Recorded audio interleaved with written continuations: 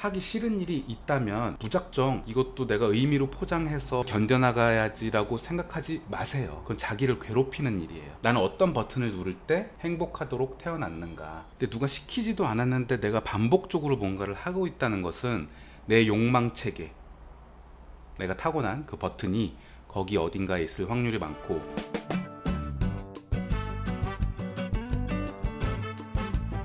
직장 너무 다니기 싫어요. 그런데 이것도 반복을 하다 보면 내 길이 될 수 있을까요? 이런 사람은 퇴사하는 것보다 회사를 다니시는 게 낫다, 이렇게 말씀드린 영상이 있어요.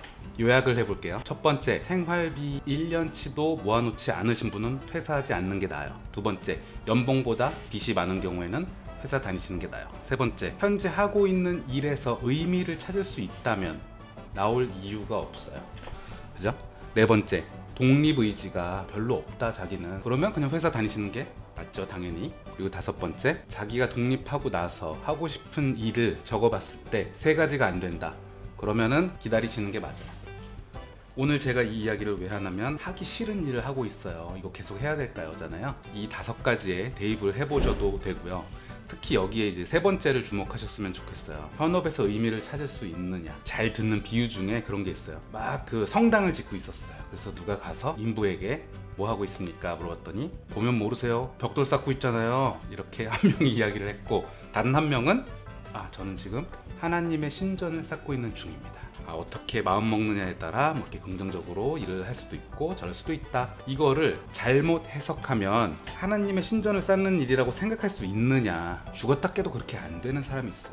예를 들어서 저는 체육을 좋아하는데 단기간에 힘을 빡 쓰는 뭐 이렇게 잘 하는 편이에요. 하지만 지구력을 요하는 오래 달리기 이런 거 정말 못해요. 삶의 의미로 저한테 받아들이라고 누군가 이야기한다면 애초에 그럴 수 없는 분야예요. 내가 지금 하기 싫은 일인데 이것도 의미가 있지라고 하면서 다닐 수 있는 건지 없는 건지, 자기가 그렇게 태어난 사람인지 아닌지를 밝힐 필요가 있어요. 그래서 제가 늘 자기를 관찰해야 되고 자기 인지를 해야 돼. 나는 어떤 버튼을 누를 때 행복하도록 태어났는가. 그래서 제가 말씀드렸던 게 내 천성은 어떻게 찾는가 라는 영상이었어요. 그거 굉장히 짧게 요약해 드릴게요. 아까 말씀드린 다섯 가지에 비춰봤을 때 내가 이 일을 계속 하는 게 맞는지 아닌지를 판단했다면, 나의 천직은 과연 무엇인가, 나의 천성은 무엇인가, 이 질문으로 찾아보실 수 있어요. 첫 번째, 내가 하고 싶은 게 이거, 내 천성은 이거야 라고 말했을 때 주변의 반응, 주변에서 끄떡끄떡하면 그럴 확률이 많다.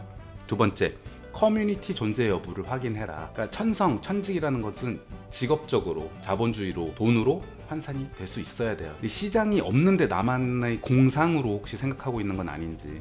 커뮤니티가 있다는 건 시장이 있다는 거예요. 세 번째, 내 과거를 통해서 검증할 수 있는가. 증거 있느냐? 증거 있어?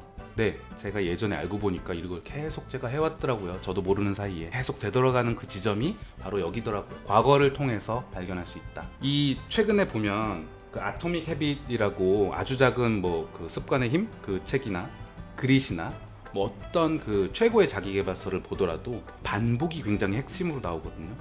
근데 누가 시키지도 않았는데 내가 반복적으로 뭔가를 하고 있다는 것은 내 욕망 체계, 내가 타고난 그 버튼이 거기 어딘가에 있을 확률이 많고, 빨리 짚어주지 않으면 나중에 후회하는 거예요. 나중에 계속 되돌아가거든요. 저한테는 그게 창작이었어요. 마지막, 이 질문에 예스면 천성일 확률이 많아요. 만약에 여러분이 그 일로 100번을 실패한다면, 안 될 수도 있어요. 100번을 실패해도 성공하지 못할 수 있다면 그래도 할 것인가.